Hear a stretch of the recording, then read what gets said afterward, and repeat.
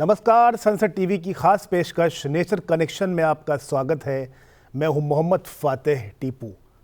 जब हम मौसम या जलवायु शब्द का प्रयोग करते हैं तो कहीं ना कहीं ये शब्द आपकी और हमारी ज़िंदगी से सीधे तौर पर जुड़ा होता है।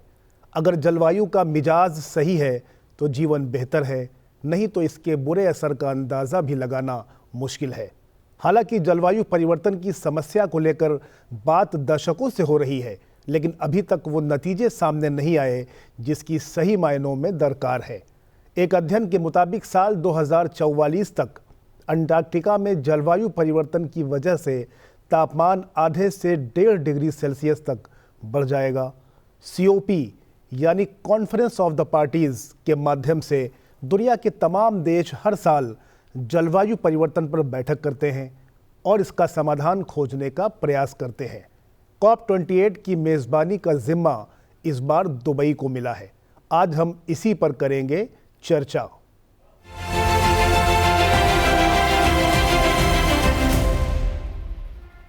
चर्चा के लिए हमारे साथ स्टूडियो में 3 खास मेहमान जुड़ रहे हैं। डॉक्टर श्रीकांत के पाणिग्रही, जो Indian institute of sustainable development के DG हैं। हमारे साथ वंदना प्रेसी हैं, जो पर्यावरण और जलवायु परिवर्तन विभाग की सचिव हैं बिहार सरकार से। और हमारे साथ CK मिश्रा जी हैं, जो पूर्व पर्यावरण सचिव रह चुके हैं भारत सरकार से। आप तमाम मेहमानों का बहुत बहुत स्वागत। श्रीकांत जी, शुरुआत आपसे करना चाहेंगे। जलवायु परिवर्तन जिस तरह से पूरी दुनिया में अपने पैर पसार रहा है, भारत भी इससे अछूता नहीं है। अगर मैं COP27 की बात करूं, मिस्र में शर्म अल शेख में जिस तरह से आयोजन हुआ था, उससे आप COP28 को किस तरह से अलग मानते हैं? COP28 हमेशा COP27 से ज़्यादा मुद्दा में रहा है, क्योंकि COP28 में पर्टिकुलरली इसका फोकस है क्लाइमेट एक्शन। और जैसे बड़े बड़े मुद्दा है technology transfer, loss and damage fund, reforestation, nature conservation, adaptation fund, जितना सारे तमाम फाइनेंस जुगाड़ करने का और टेक्नोलॉजी के लिए प्रयास करने के लिए बहुत सुचिंतित उपाय में इस स्कोप में ज़्यादा फोकस दिया गया है। एंड ये G20 का बाद ही ये COP28 आया, इसलिए इंडिया के लिए भी बहुत बड़ा मुद्दा था लाइफ मिशन को आगे बढ़ाने के लिए, और ये भारत के लिए महत्वपूर्ण है। वंदना प्रेसी जी, जिस तरीके से पाणिग्रही जी ने बताया कि पहले की तुलना में जो COP27 था ये काफ़ी महत्वपूर्ण है, मैं आपसे जानना चाहूँगा कि भारत और दुनिया के लिहाज से जलवायु परिवर्तन जैसे विषय को कितना गंभीर मानती हैं आप? देखिए, ये अपने आप में बड़ी बात है कि विश्व के कई देश, जो डेवलप्ड देश है या डेवलपिंग कंट्रीज है, वो सब मिल के एक फोरम पे आए हैं जहाँ पे ये कुछ समाधान निकालने की बात करें तो नतीजे आएंगे। और दूसरी बात है, ये हमारे लिए बहुत इम्पोर्टेंट है क्योंकि जैसा कि आपने कहा कि G20 के तुरंत बाद हो रहा है, और G20 में विश्व के 20 देशों ने मिलकर ग्रीन डेवलपमेंट पैक्ट किया है। तो उसका ये था, उसका फॉलोअप यहाँ पे हुआ। और जैसा कि माननीय प्रधानमंत्री जी ने कहा कि ये COP28 पे जब ग्लोबल स्टॉक टेकिंग हो तो इस बात का ध्यान रखना चाहिए कि जो विकसित देश है उन्होंने अपनी जो आगे बढ़े हैं, उन्होंने सब तरह के फॉसिल फ्यूल्स को यूज किया है और अब आगे बढ़े, तो उनकी जिम्मेदारी ये है कि जो ट्रांजिशन हो वो एक जस्ट तरीके से हो और एक इक्विटेबल हो। तो ये मेरे को लगता है कि ये जब ग्लोबल स्टॉक टेकिंग लिया जाएगा और लिया जा रहा है और एक डॉक्यूमेंट बन रहा है जो कल जिसका ड्राफ्ट सर्कुलेट हुआ है, उस पे भारत का ये नजरिया बहुत इंपॉर्टेंट है क्योंकि भारत एक तरह से ग्लोबल साउथ को यहाँ पर रिप्रेजेंट कर रहा है, उसकी आवाज बन के उभरा है। तो मुझे लगता है कि ये COP28 इसलिए भी भारत के नजरिए से ये बहुत ही महत्वपूर्ण है। मिश्रा जी, जिस तरह से आपने देखा कि जलवायु परिवर्तन लगातार अपने पैर पसार रहा है दुनिया में और भारत भी इससे अछूता नहीं है और भारत की सक्रियता बता रही है कि हम इससे पार पाएंगे। क्लाइमेट फाइनेंस एक बड़ा मुद्दा रहा है और अच्छी बात यह है कि 28 तारीख से ही इसकी बैठक की पहली शुरुआत हुई, और तो इस लिहाज से आप कैसे देखते हैं इसको? देखिए, आपका जो प्रश्न है उसको मैं दो हिस्सों में बांटता हूं। पहले भारत के लिहाज से देखें। भारत ने 2015 में जो कमिटमेंट्स किए थे, जो एनडीसीज आए और जो विश्व ने किया, उसकी अगर तुलनात्मक दृष्टिकोण से देखें तो भारत अभी बहुत आगे है विश्व से अपने उन कमिटमेंट्स को पूरा करने में। जी। और जैसा बताया, वंदना जी ने बताया कि हम अग्रणी देशों में हैं जो साउथ की आवाज को बुलंद कर रहे हैं। तो ये तो भारत की स्थिति हुई। जहां तक कॉप का प्रश्न है, यदि इसको 2015 से आज तक के परिप्रेक्ष्य में देखें, आपने शर्मल शेख कहा, मैं थोड़ा और पीछे जाता हूं। जी जी। हर कॉप में कोई ना कोई नई बात आती है, कुछ ना कुछ प्रगति दिखती है। 28वां कॉप मेरे विनम्र विचार से बहुत ही सेंसिटिव कॉप था, क्योंकि ये ग्लोबल स्टॉक टेकिंग का समय है। और यदि आप देखें तो इसके पहले जो रिपोर्टें आई हैं वो ये स्पष्ट रूप से बता रही हैं कि हम 2 डिग्री तक भी सीमित करने में कामयाब नहीं हो रहे हैं। तो ये अपेक्षा थी कि ये कॉप कई ऐसे निर्णय लेगा जो पहले नहीं लिए गए। जी। पूरी जिम्मेवारी के साथ मैं कहना चाहूंगा कि वैसा कुछ इस कॉप में नहीं हुआ। और जहां तक फाइनेंस का प्रश्न है, फाइनेंस की एक स्पष्ट रूपरेखा 26वें कॉप में उभर कर आई थी और ये एक आशा बनी थी कि अब जो 100 बिलियन का कमिटमेंट है या उससे अधिक जो कमिटमेंट्स किए गए हैं वो पूरे होंगे। ये भी आशा बनी थी 27वें कॉप में कि हम लॉस एंड डैमेजेस के लिए एक क्वांटिफाइड फाइनेंस की बात करेंगे। जी। चर्चाएं हुई हैं, चिंताएं प्रकट की गई हैं, कोई समाधान निकाला गया हो ऐसा मुझे नहीं दिखता है। और यह बहुत चिंता का विषय है, क्योंकि जब तक फाइनेंस और टेक्नोलॉजी का समाधान नहीं होगा, जो भी कमिटमेंट आज तक किए गए हैं उसको पूरा करना मुश्किल है और हम 2.7 डिग्रीज की तरफ एक्चुअली बढ़ रहे हैं। जी। तो ये एक पक्ष है। इसलिए 28वें कॉप का महत्व बहुत अधिक है। और यदि ये अपेक्षा की जाए कि इस कॉप के बाद वस्तुतः जो फाइनेंशियल कमिटमेंट देश ने किए हैं, जो मल्टीलैटरल एजेंसीज ने कहा है कि हम राशि का प्रबंध करेंगे, वो अगर आगे आती हैं तो समाधान संभव है। प्रत्येक देश के खड़े होकर ये कहने कि हमें इतने की आवश्यकता है से समाधान नहीं आता है। उसके लिए कहीं ना कहीं से राशि उपलब्ध हो जाए। मेरे विचार से जो वित्त प्रबंधन होना चाहिए, जो वित्तीय सहायता आनी चाहिए, इस कॉप में भी दिख नहीं रही है। बिल्कुल, वित्त प्रबंधन की कमी कहीं ना कहीं मिश्रा जी बता रहे हैं। पानीग्राही साहब, पीएम ने जिस तरह से ट्रांसफॉर्मिंग क्लाइमेट फाइनेंस का जिक्र किया अपने भाषण में, इसके बारे में थोड़ा सा आप दर्शकों को समझाइए और क्या सोचते हैं इस विषय में आप? मिश्रा जी तो इसका पूर्वा पर दे चुके हैं। जैसे कोपेनहेगन वाली कोप में, कोप 15 में $100 billion developed nation developing world को प्रॉमिस किए थे, वो अभी तक नहीं हो पाया है।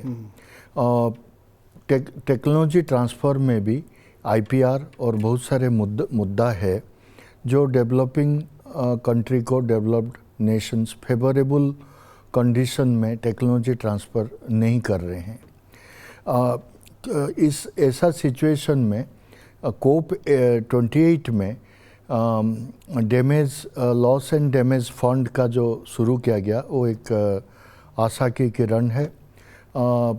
ये इसमें अभी तक $800 मिलियन का कमिटमेंट है, बट जितना आवश्यक है उसका सामने ये एक जल का बिंदु जैसा है।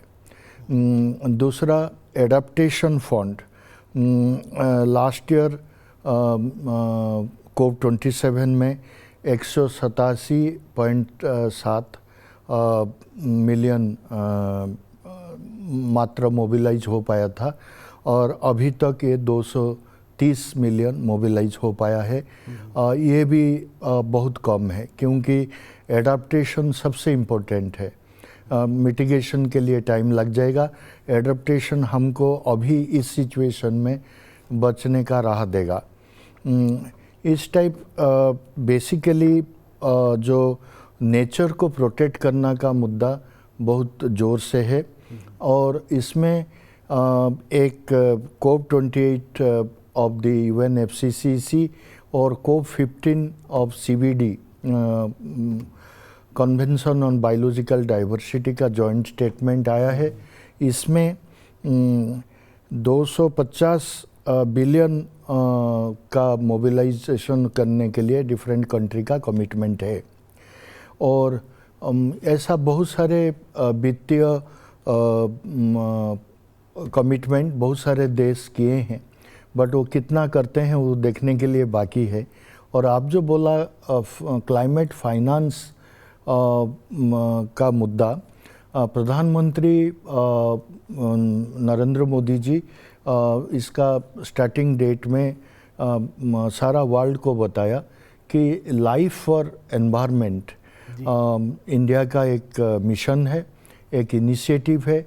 इसमें हम सारे पृथ्वी का लोग, ये एक जन आंदोलन है, ये केवल भारतीय के लिए नहीं है, ये सारे विश्व का प्रत्येक जनसाधारण के लिए है और वो अपना जीवन को संयत में बचना सीखें, रिसोर्स का नष्ट न करें और कैसे क्लाइमेट फ्रेंडली लाइफस्टाइल जी पाएंगे उसके लिए सजग रहना बहुत ज़रूरी है। उनका जो काम जैसे करते हैं उनका तरीक़ाएँ बदलने का ज़रूरत है और खुद का carbon footprint, water footprint, ecological footprint पर सजग रहना चाहिए। और इसमें इंटरनेशनल एनर्जी एजेंसी बताया कि इंडिया का जो ग्रीन क्रेडिट मैकेनिज़्म प्रधानमंत्री महोदय सजेस्ट किए और लाइफ मिशन का उजागर किया और G20 में इसका भारत में सारा विश्व का तरफ से यूनाइटेड नेशंस समर्पण किया जनसाधारण को, तो ये आगे बढ़ना चाहिए। और इसमें अगर सही से किया जाएगा तो 2 billion tons of green house gas per year घटाने का स्कोप रहेगा। ये इंटरनेशनल एनर्जी एजेंसी का असेसमेंट है। बिल्कुल। वंदना जी, जिस तरह से पानीग्राही साहब ने भी ग्रीन क्रेडिट का जिक्र किया, आपसे जानना चाहूँगा कि प्रधानमंत्री ने ग्रीन क्रेडिट के पहल का जो प्रस्ताव किया, इसमें व्यावसायिक पहल से इसको एक तरीके से अलग माना जा रहा है और आम जनता को जो कार्बन क्रेडिट है वो उसको प्रस्ताव किया गया है और उसका एक तरीके से पूरा क्रेडिट दिया जाएगा। अंतर्राष्ट्रीय ऊर्जा एजेंसी ने भी इसकी भारत के प्रयासों की तारीफ की है। आप कैसे देखती हैं इसको? जी, ये जो लाइफ के बारे में बात किया, लाइफस्टाइल फॉर एनवायरनमेंट के बारे में बात की, एक बड़ा सा अम्ब्रेला ये विजुअलाइज किया है माननीय प्रधानमंत्री जी ने कि इसके अंतर्गत हम कई ऐसे एक्टिविटीज़ करेंगे जिससे कि एनवायरनमेंट फ्रेंडली होगा और जिससे अब उसके अंतर्गत एक ग्रीन क्रेडिट को भी ले आया गया है, जिसको उन्होंने ऐसा बताया कि it is pro planet, proactive and positive. तो ये एक ऐसा स्कीम है जिसमें जो भी लोग अगर कुछ भी एनवायरनमेंट इको फ्रेंडली कोई भी एक्टिविटी करते हैं उसको कार्बन क्रेडिट के रूप में डोमेस्टिकली हम लोग कर सकते हैं। चाहे आप ट्री प्लांटेशन कर रहे हो, चाहे आप वाटर मैनेजमेंट कर रहे हो, चाहे आप सस्टेनेबल एग्रीकल्चर को अडॉप्ट करते हो, वेस्ट मैनेजमेंट करते हैं, एयर पोल्यूशन के से करते हैं, तो एक इसके अंतर्गत एक प्रक्रिया होगी, ऑनलाइन सिस्टम है जिसमें आपको अप्लाई करना है और उसके बाद आप उसके बाद अगर आपका जो सर्वे किया जाएगा और उसमें आप सक्सेसफुल होते हैं तो आप अपने जो कार्बन क्रेडिट को डोमेस्टिक मार्केट पे ट्रेड कर सकते हैं।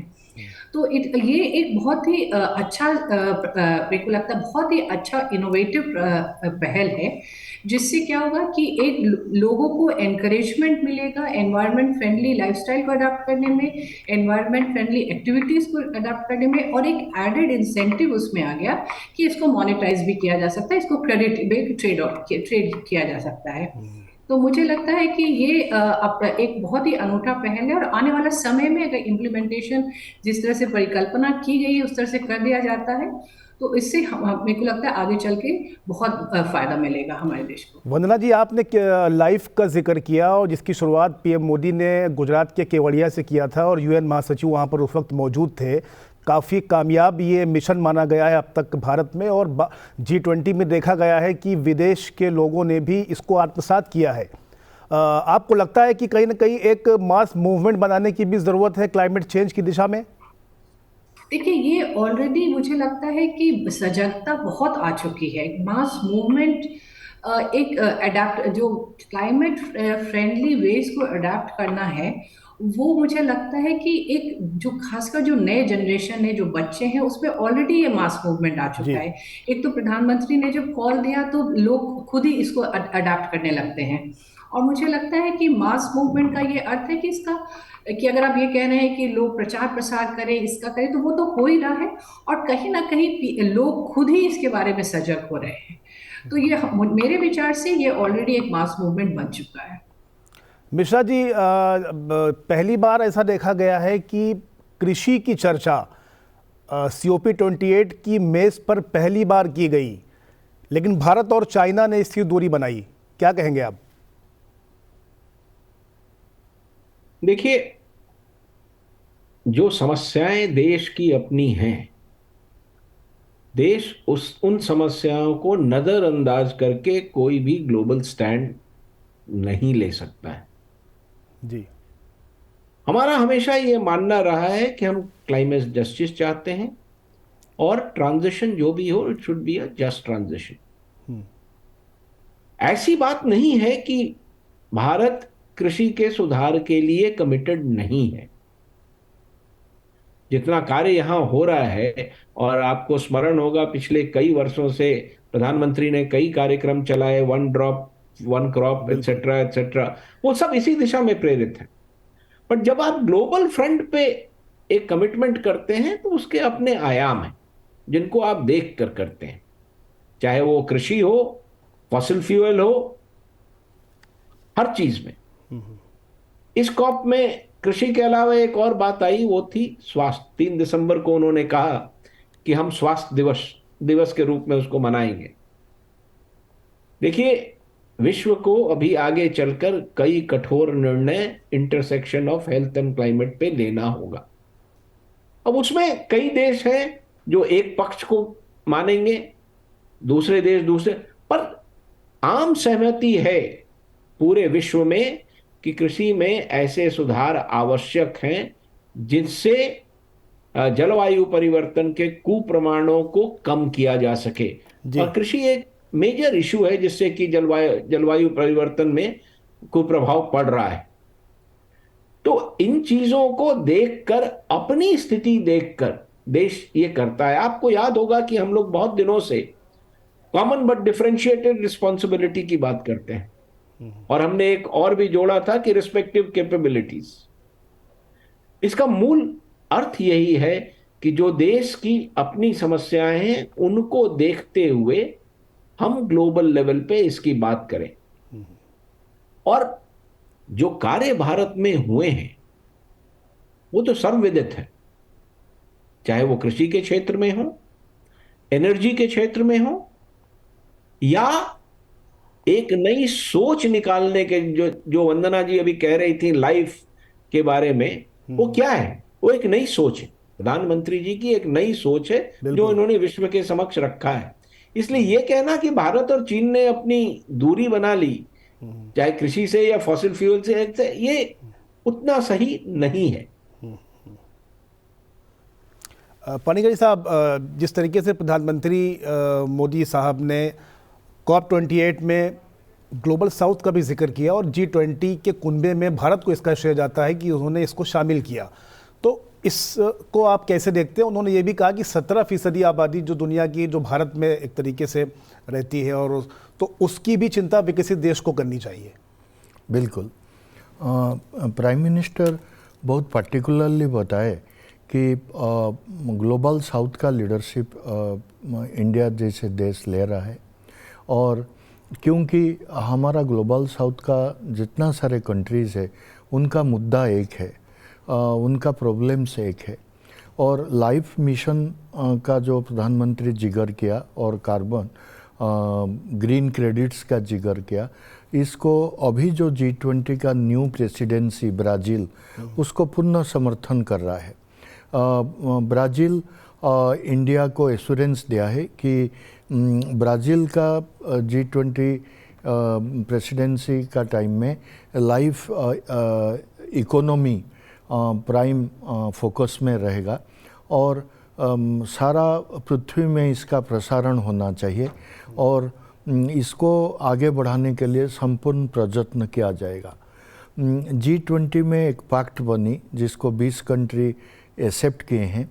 उसका पैक्ट का अनुसार जो मिश्रा जी बताएं कि ट्रांजिशन जस्ट हो, क्योंकि हर एक देश का मुद्दा अलग है, एंड ग्लोबल साउथ अभी वो कोल यूज़ कर रहे हैं, ऑयल यूज़ कर रहे हैं, और पृथ्वी में भी ज़्यादा परिमाण का कोल, गैस की ऑयल नहीं है।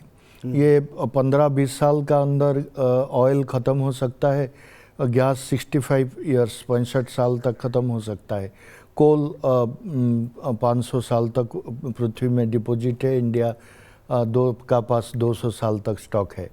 लेकिन ये जो ट्रांजिशन हम कर रहे हैं, हम 3 गुना बढ़ा दिए हैं अपना रिन्यूएबल एनर्जी जनरेशन, और भी G20 में एक भारत का प्रस्ताव था कि पृथ्वी का प्रत्येक देश रिन्यूएबल एनर्जी का पोर्टफोलियो को 3 गुना कर दें 2030 तक। और लेकिन अभी जो दुबई में COP28 में उस फसिल फ्यूल का पैक्ट का साथ वो एक जोड़ दिए कि फसिल फ्यूल कंजम्पशन को भी उसी हिसाब से घटाना है, इसका 3 गुना बढ़ाना है तो उसको 1/3 कम करना है। वो मुश्किल है भारत जैसे विकसशील देश का, ग्लोबल साउथ का। और जितना देर तक एग्रीकल्चरल का सवाल है, हम इंडिया और चाइना दोनों राइस प्रोड्यूसिंग कंट्री है। राइस पैडी फील्ड में पानी जम के रहता है, इसमें मीथेन का उत्सर्जन ज़्यादा होता है जी। और भारत में हम लोग का इतना इंडस्ट्रियल कंट्री हम है नहीं। हमारा ग्रीन हाउस गैस एमिशन में सबसे ज़्यादा मीथेन का योगदान है, जो कि एग्रीकल्चर से आता है। और जो हमारा पशु संपद हैं उनका उनसे भी ये एमिशन मीथेन का आता है।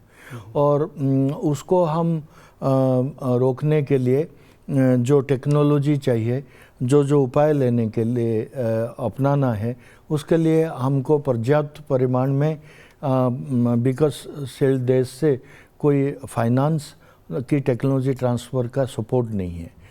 तो इसको ऑल ऑफ ए सडन ख़त्म करना बिल्कुल संभवपर नहीं है। वंदना जी, जिस तरह से पानीग्राही साहब ने फॉसिल फ्यूल का जिक्र किया, समिट में देखा गया कि जो विकसित देश हैं, अमीर देश हैं, उन्होंने कोयले के इस्तेमाल ना करने का तो वायदा किया, लेकिन फॉसिल फ्यूल पर वो खामोश रहे कहीं ना कहीं। क्या कहना चाहेंगे आप? देखिए, फॉसिल फ्यूल जैसा कि सीके मिश्रा सर ने कहा कि हमारी ज़रूरत है और उस ज़रूरत को साथ हम कॉम्प्रोमाइज़ करके कोई कमिटमेंट नहीं कर सकते हैं। तो अगर हम लोगों ने इस दिशा में, रिन्यूएबल्स की दिशा में बहुत काम किया है। अगर आप देखेंगे तो हमारा जो शेयर है नॉन फॉसिल फ्यूल का, वो 50% से अधिक हो चुका है, हम लोगों ने कर लिया है। और जो हमारा 45% फॉसिल फ्यूल से जो एमिशंस है, उसको हम 2030 तक कम कर लेंगे। और हमारा जो नेट जीरो 2070 तक का है, वो भी हम पालेंगे। लेकिन ये है कि हम अब उस दिशा में बढ़ रहे हैं, लेकिन हम ग्लोबल साउथ के साथ खड़े हैं यहाँ पे, उसका लीडरशिप दिखते हैं कि दैट हम लोगों को हम लोगों को भी इकोनॉमी को इकोलॉजी के साथ एनवायरनमेंट के साथ मिलके आगे बढ़ना मिलके है। आगे बढ़ाना हम होगा, लोग हम लोग विकासशील देश है, हमको आगे बढ़ना है और हम इसका सहारा लेके आगे बढ़ेंगे, लेकिन जस्ट तरीके से, जो कि एक उनका हमारा डिमांड है कि एक इंक्लूसिव और जस्ट तरीके से इसका होना चाहिए। जी। तो इसमें जो बात हुई फाइनेंस की बात हुई, तो फाइनेंस की बात हुई, इसमें एक और इशू है जो टेक्नोलॉजी की बात है। तो हमें ये फाइनेंस पे जो कमिटमेंट्स आ रहे हैं, अभी तक मुझे लगता है 83 बिलियन यूएसडी का आ चुका है कमिटमेंट्स अलग अलग क्षेत्रों में टोटल में। जी। बट इसके अलावा एक टेक्नोलॉजी ट्रांसफर भी बहुत इंपॉर्टेंट इशू है, क्योंकि अभी हमें एक विकसित देशों को की भी ये भी रिस्पॉन्सिबिलिटी है कि आप हमें ना सिर्फ फाइनेंसिस के लिए जनरस हो, पर अपना टेक्नोलॉजी ट्रांसफर्स के लिए भी, और उसके साथ साथ कैपेसिटी बिल्डिंग के पे भी आप लोगों को आना पड़ेगा, साथ आना आना पड़ेगा, पड़ेगा। बिल्कुल मैम, बिल्कुल। जी, सीके मिश्रा जी, बहुत कम समय चूंकि बचा है शो में हमारे पास, क्या आउट कब निकलने की उम्मीद आप कर रहे हैं सर? देखिए, उम्मीदें तो बहुत हैं और वस्तुतः उम्मीदें पूरी होती दिख नहीं रही हैं, बट अगर मुझसे कहा जाए कि क्या उम्मीद है, तो मुझे उम्मीद है एक कि लॉस एंड डैमेजेस पे एक निश्चित निर्णय होगा, दो कि हम ग्लोबल फाइनेंसिंग के दिशा में आगे बढ़ पाएंगे, intersection of health and climate पे एक अच्छा काम कर पाएंगे। यदि इन चीजों को भी हम कर पाते हैं तो शायद कॉप की प्रगति अच्छी होगी। बहुत शुक्रिया आप तीनों मेहमानों का, आपने चर्चा में हिस्सा लिया और अपने अनुभव साझा किए। फिलहाल उम्मीद पर दुनिया कायम है। इस खास पेशकश में इतना ही। अगले एपिसोड में हाजिर होते हैं किसी नए मुद्दे के साथ। तब तक के लिए मुझे दीजिए मेरी पूरी टीम के साथ इजाज़त। देखते रहिए सनसेट टीवी।